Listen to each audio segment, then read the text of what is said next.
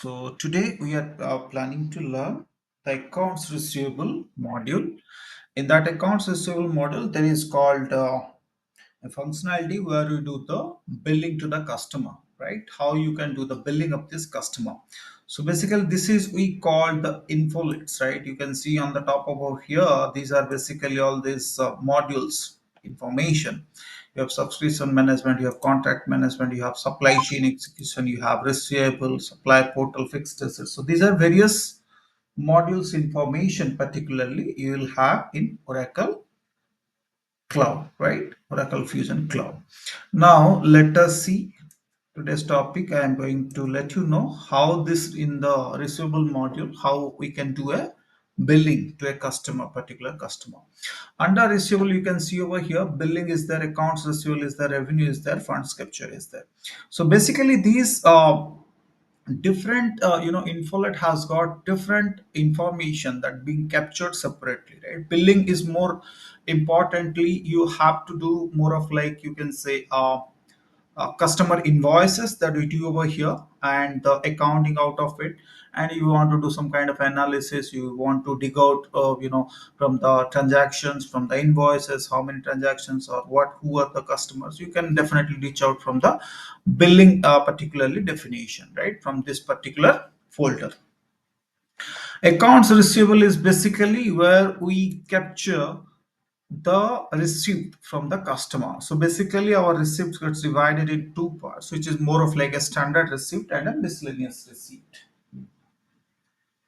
So standard receipt is more of like it is applicable to the customer who has got an invoice already created into the system, right? We have a customer already available, we have a customer invoice is also available, then you have to apply the customer receipt on the particular customer invoice.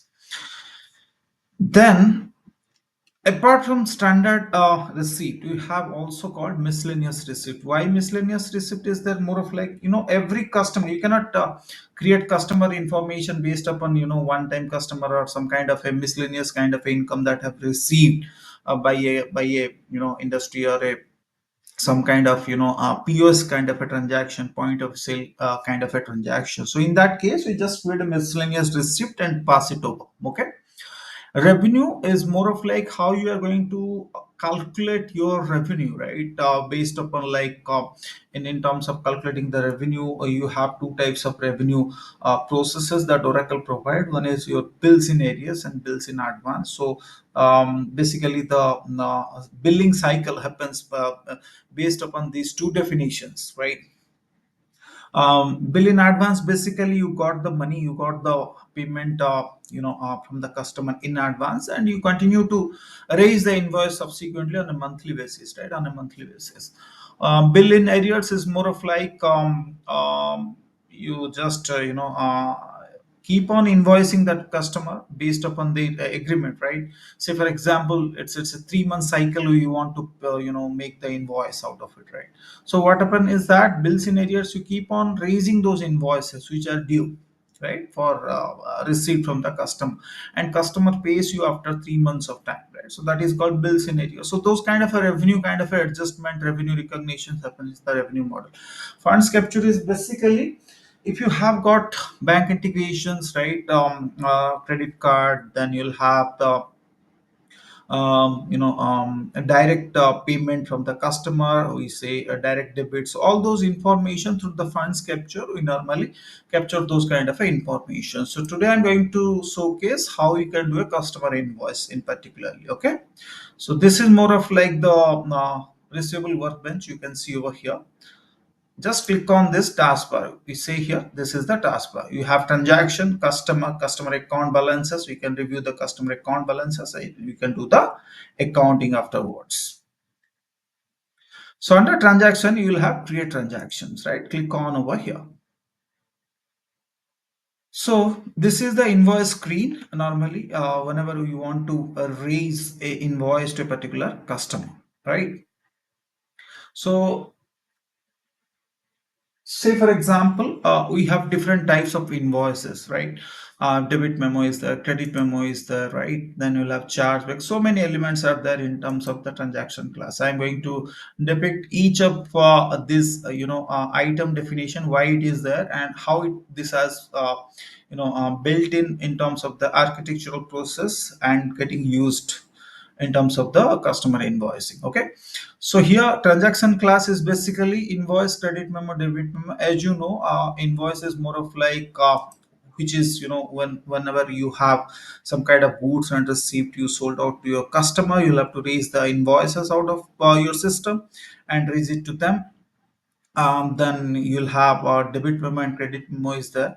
And debit memo is nothing but more of like it's a add on to the invoice. If you have any kind of extra charges or any kind of adjustment you want to make within the invoice, you can just raise a debit memo. Credit memo is a negative adjustment. If there is a RMA is there, more of like the goods or goods or items which has been returned from the customer, right? So in that case, or normal case also, you can raise a credit memo also, right, from the customer. So this is how the transaction class is being used for. Business unit is nothing but it's more of like you can say a definition where you have all sort of your business accounting structure is taking care of, right? So I would say for example, Reliance Industries is there, right?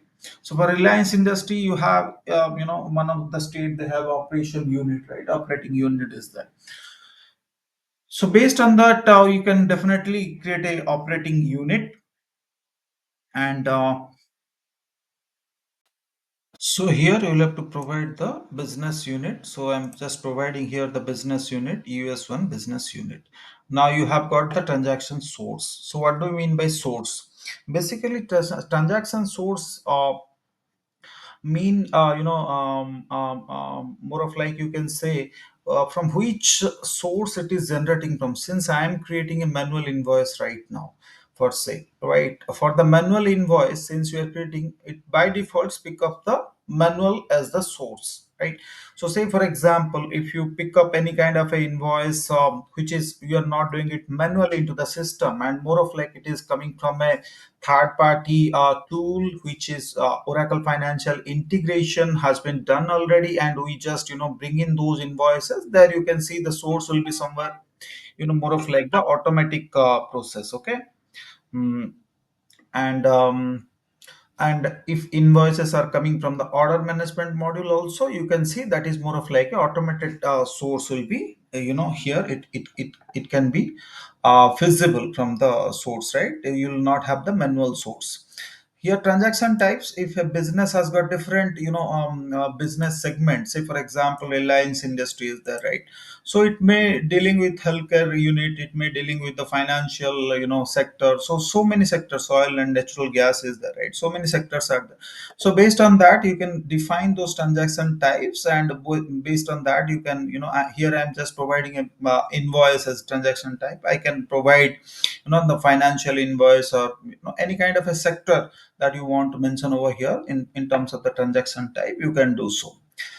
So this part is more of like the date, which is reflecting the date of as on today.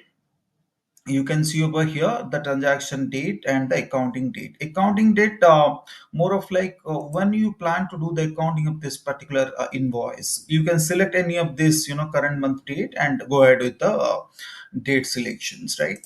Transaction date is nothing but your invoice date. When you are planning to raise this invoice, right, I can choose either the current date, I can choose any other date out of it, right, in this current month, right? Salesperson is nothing but every company, every industry, you'll have some kind of salesperson, right, who are in touch with your customer and process, right, the selling of your goods and services to the customer. So they are the contact points, right? From how you can rule. Basically, in a service-based industry where we are dealing with kind of a customer, right? Say for example, you have Airtel, right, or a Zio. So what happens is that normally the corporate industry pays them the invoices for 3 months and then a quarterly type of a billing happens, right, from the corporate to the this institutions, or any kind of a example. Just I've given one example out of it. So what happens is that there are two types of rules: is that bill in area, bill in advance, and bill in arrears. What is bill in advance is basically, say for example, there is a quarter: January, February, March, and if you are getting the invoice billed in the month of January, and you are getting the money from the customer, you are getting the receipt from the customer, so you have to choose the bill in advance rule over here. So what happens is that subsequently, the moment for the 3 months invoice will be done in the month of Jan. However, the revenue is going to be recognized each month: January, February, and March. These 3 months. You have similarly the contradictory rule is there. Bill in arrears is there, right? So if you are billing January, February, March, the each month you are raising an invoice. Okay, say for example to the Airtel, right? So how it has to be, more of like every month you raise a invoice, to the customer, like January, February, and March, and finally in the month of March you get the payment from the customer. So there you can use this billing arrears kind of a rule. So this we will explore this kind of a functionality in detail level in one more sessions, right? Let us see only specific to this particular invoicing one, customer invoice. So I'm providing a transaction number over here. This is invoice 105 or 101. I'm just giving a hypothetical number over here. This attachment stands for, you can attach any kind of attachment over here. What kind of attachment you want to add on to the customer invoice. So for future reference, you can able to the user can able to see this particular information. Here you can attach some kind of a notes. If you want to provide document number, if configuration is done, we can provide the system provides the document number of particular this customer transactions or the invoice, right? Now here we'll have to provide the customer information. So there will be two types of address: bill to name and ship to name is there. So bill to name is more of like where you are doing the billing to the customer, right? There could be possibility that bill to and ship to name could be same or different, right? If a customer is, you are doing a billing to a customer, you can say to a corporate customer, say for example headquarter is in Mumbai, however we are shipping the material to Nagpur or Delhi or some other places. So in that context, I am saying your address could be different. Okay, provide over here. I'm just providing the customer name, search over here, type Dixon, search. Okay, provide this, select this particular customer, click on OK. Okay, you have this particular bill to name and bill to site and ship to site, all this information. Here is the payment term. Suppose if I am raising this invoice as on today, right, after the payment terms net 15 means my due date stands as on July. So by the July I have to get the receipt from the customer. This is the payment term. Now this is the header part of the invoice. This is the lines level part. Okay, so here these are all called lines. You can provide this all this information in the lines. Item, if you have sales industry, if you have goods you want to sell it up, just provide the item definition over here, and provide here some kind of a description. Sold material.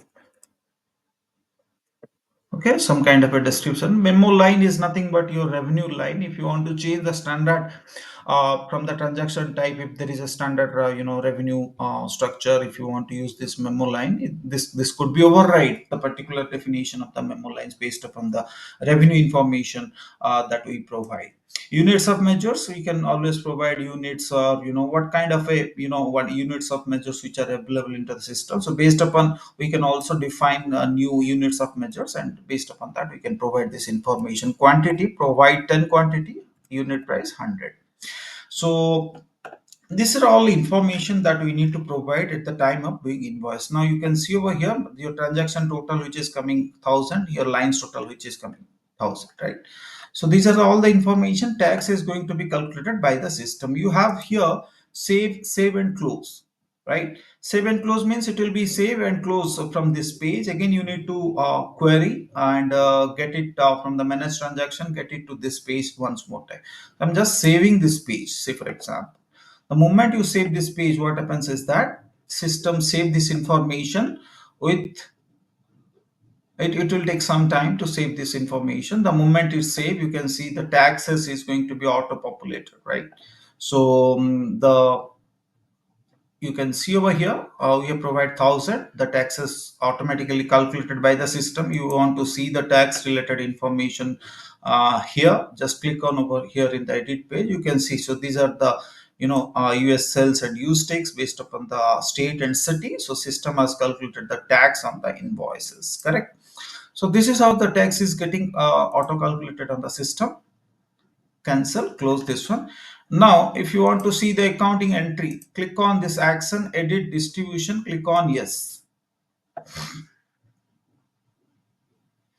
You can see here, this is the accounting entry, receivable to revenue, and this is tax, right? There are two types of taxes, city and state related taxes has been calculated upon.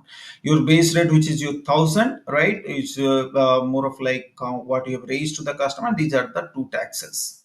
So total amount is 1082.50, okay, 1082.50. Now this one, just cancel this one. So this is done right now, okay. Now what we need to do is we need to complete this transaction. If you don't complete, this will be in the save and close mode only, that's all. The moment you can say complete and close, complete and review, I'm just clicking over here, complete and review.